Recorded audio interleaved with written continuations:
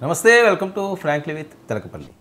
దేశ రాజకీయాలు హాట్గా సాగుతున్న నేపథ్యం. ఓ పక్క అసెంబ్లీ సమావేశాలు, మరోపక్క పార్లమెంటు సమావేశాలు. ఎవరికి వారు ఎవరి స్టైల్లో వాళ్ళ పాలనపై పొగడ్తలు కురిపించుకుంటున్నారు.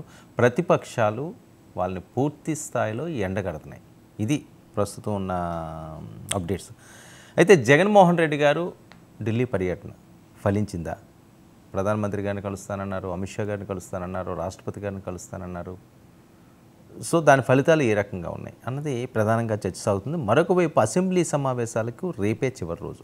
ఆంధ్రప్రదేశ్ అసెంబ్లీ సమావేశాలకు ఎవరైతే చనిపోయారు అని చెప్పి జగన్మోహన్ రెడ్డి గారు ఢిల్లీ సాక్షిగా హడావిడి చేశారో ఆ లిస్టు తీసుకుని అసెంబ్లీలో ప్రవేశపెట్టాలి, మేము దానికి న్యాయం చేస్తాము అని చెప్పి పయ్యావుల కేశవ్ అలాగే కొంతమంది ముఖ్య నేతలు జగన్మోహన్ రెడ్డి గారు సవాలు విసురుతున్నారు. మరి చూద్దాం, మరి ఆయన రేపు వస్తారా రారా అన్నది. మరొక వైపు ఏపీలో శాంతి భద్రతలపై శ్వేతపత్రం, నిన్న మద్యం పాలసీపై ఒక శ్వేతపత్రం విడుదల చేశారు. దాని మీద కొన్ని కేసులు కూడా పెడతామంటున్నారు. 1,00,000 కోట్ల రూపాయల అవినీతి జరిగింది అన్నది వాళ్ళు చెబుతున్నారు. అంటే 1,00,000 అన్నది ఒక కామన్ వర్డ్ అయిపోయినట్టున్నది. ఎవరు మాట్లాడినా సీఎం స్థాయి వ్యక్తి అయితే 100, 1000 అంటే బాగోదని చెప్పి డైరెక్ట్గా 1,00,000 కోట్లు అనేస్తే ఓ మాట అంటారని. కానీ ఆ 1,00,000 కోట్లు నిజంగా జరిగిందా? దానికి ఆధారాలు ఉన్నాయా? ఎందుకు ఊరుకోవట్లేదు? 100 కోట్ల కోసం కేజ్రీవాల్ లాంటి వాళ్ళని జైల్లో పెడుతున్నారు, బెయిల్ కోసం వాళ్ళు ఇబ్బందులు పెడుతున్నారు. అలాగే కవిత గారిది అదే లెక్కది 100 కోట్లే.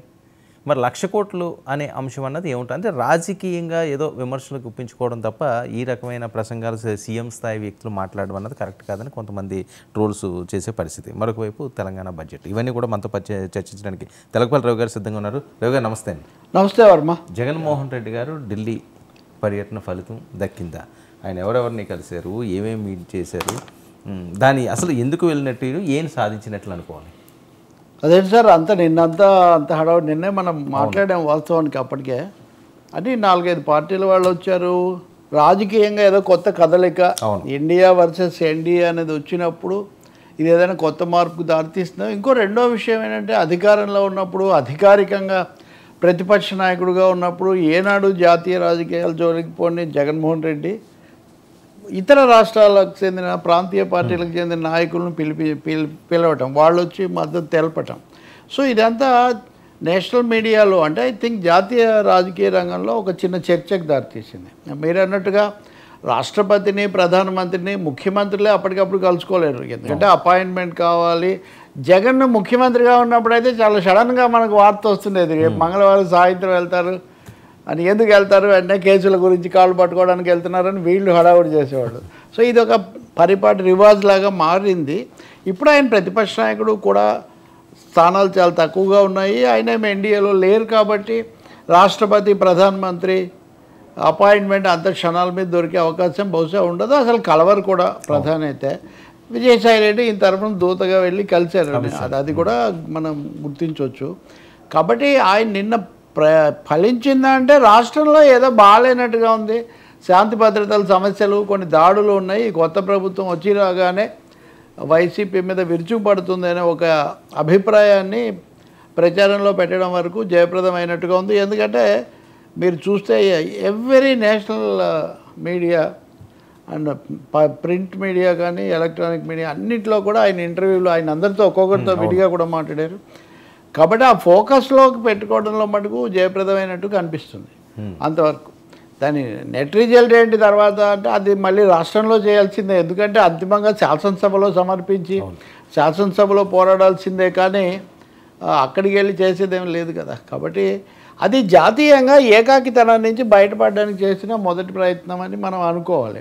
ఇక్కడ మీరు ఇంకోటి కూడా గుర్తించాలి. ఇంతకాలం జగన్ బీజేపీతో, మోదీతో అంత మంచిగా ఉండడానికి కారణం ఆయన మీద ఉన్న కేసులు. అందరినీ కూడా కేసులు ఈడీ, ఆ త్రిశూల వ్యూహాన్ని ఈడీ తర్వాత ఇవన్నీ పెట్టి మోదీ లోపరుచుకుంటున్నాడు అంటున్నట్టు. ఇప్పుడు ఏం జరుగుతుందంటే అండి, జగన్ కేసులను రోజువారీగా విచారించమని హైకోర్టు ఆదేశించింది.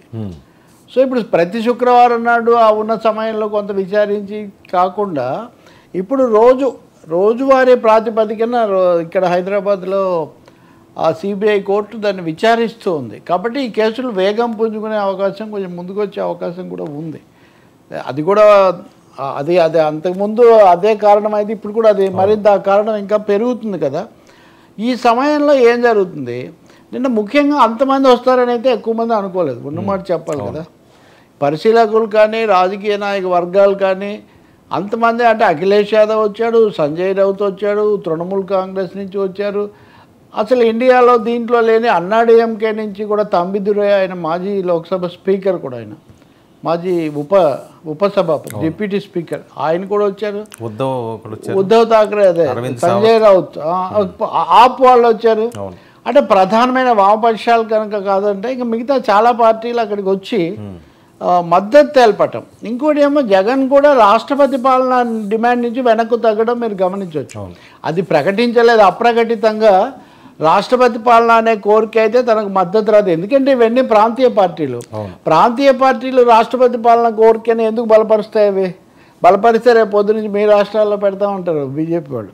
కాబట్టి దాన్ని తగ్గించుకొని దాడులు, అధికారం, ఓటమి, గెలుపోటములు ఉంటాయి, ఓడిపోయినంత మాత్రాన మా మీద దాడి చేస్తారా, ఇవన్నీ కొన్ని ఎగ్జిబిషన్ అది పెట్టి చేశారు. ఆ మెసేజ్ పంపించడంలో ఆయన సక్సెస్ అయ్యాడని అనుకోవాలి అంతవరకు. ఓకే. ఇంకా ఆ పార్టీ వాళ్ళు, ఆ పార్టీ మీడియా అయితే కనుక తడాగా చూపించేశాడు, జగన్ ఫినిష్ అయిపోయాడు అనుకున్న వాళ్ళకి తిరుగులేని సమాధానం. జరిగిందేముంది, ఒక ప్రదర్శన జరిగింది, వాళ్ళు వచ్చి ఖండించి సంఘీభావం తెలిపారు. కానీ బీజేపీ వ్యతిరేక, అచ్చంగా బీజేపీతో ఉన్న పరిస్థితి నుంచి బీజేపీ ఇతర పార్టీలను కూడా కొంచెం దగ్గర చేసుకోవడంలో, వాళ్ళతో ఒక బ్రిడ్జ్ ఏర్పాటు చేసుకోవడంలో నిన్న ఆ కార్యక్రమం జరిగిందని చెప్పి మనం భావించవచ్చు. వాళ్ళలో ఒకరిద్దరు బహిరంగంగానే ఇండియాలోకి రమ్మని పిలిచారు కూడా. దీనికి ఇంట్రెస్టింగ్గా నేను మీకు చెప్పేది ఏంటంటే, టీడీపీని బాగా బలపరిచే కొన్ని ఛానళ్ళు జగన్ కాంగ్రెస్లోకి వెళ్ళడానికి ఇదంతా చేస్తున్నారని కూడా హెడ్డింగులు పెట్టి ప్రచారం మొదలుపెట్టారు.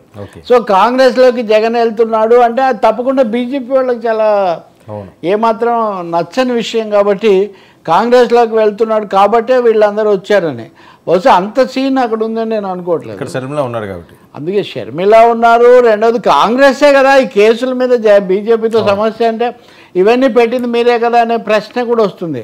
సో జగన్ రాజకీయం ఇప్పుడు జాతీయ స్థానంలో చాలా వైరుధ్యాలమయంగా ఉంది. అందులో ఇంకా రెండో అభిప్రాయం ఏం లేదు. తనకు మద్దతు కూడగట్టుకోవడం అది చేసాడు, అందులో కొంతవరకు ఆయన ఫలితం సాధించారని చెప్పాలి మనం. ఇంకా రాష్ట్రంలో సవాళ్ళు అంటారా, హోంమంత్రి అనిత గారు అంతకుముందే సవాల్ చేశారు, పేర్లు మాకు ఇవ్వండి అని. కాబట్టి అది శాసనసభలో కూడా ఆమె ఈరోజు కూడా చెప్తూ ఉన్నారు. ఒకటండి, టెక్నికల్గా 36 పేర్లు ఉన్నాయా లేదా 16 పేర్లు ఉన్నాయా అది వేరే సమస్య. కానీ శాంతి భద్రతలు లేకపోతే దాడులు ఇలాంటి వాతావరణం మంచిది కాదు అన్నదైతే అందరూ ఒప్పుకుంటున్నారు. దాన్ని కూడా పరిగణనలోకి తీసుకోవడం అది ప్రభుత్వానికి మంచిది. ఎందుకంటే రాగానే ఒక నెగిటివ్ మెసేజ్ వెళ్ళటం కంటే దాన్ని కూడా లెక్కలోకి తీసుకోవాలి. వైసీపీ టీడీపీ సంగతి పక్కన పెట్టు.